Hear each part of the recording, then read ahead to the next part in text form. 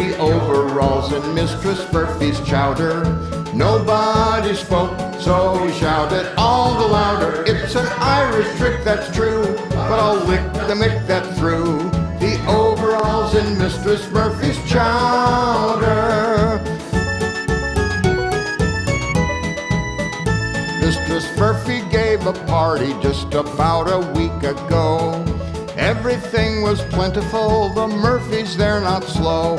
They treated us like gentlemen, we tried to act the same. And only for what happened, well, it was an awful shame. When Mrs. Murphy dished the chowder out, she fainted on the spot. She found a pair of overalls at the bottom of the pot. Tim Nolan, he got rippin' mad, his eyes were bulging out.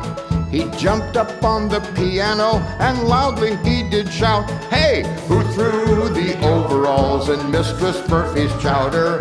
Nobody spoke, so we shouted all the louder. It's an Irish trick, that's true, but I'll lick the mick that threw the overalls in Mistress Murphy's chowder. They dragged the pants from out the soup and laid them on the floor. Each man swore upon his life he'd ne'er seen them before.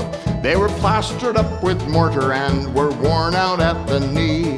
They had their many ups and downs, as we could plainly see. When Mrs. Murphy, she came to, she began to cry and pout. She had them in the wash that day and forgot to take them out. Tim Nolan, he excused himself for what he said that night. So we put music to the words and sang with all our might. So, who threw the overalls in Mistress Murphy's chowder? Nobody spoke, so we shouted all the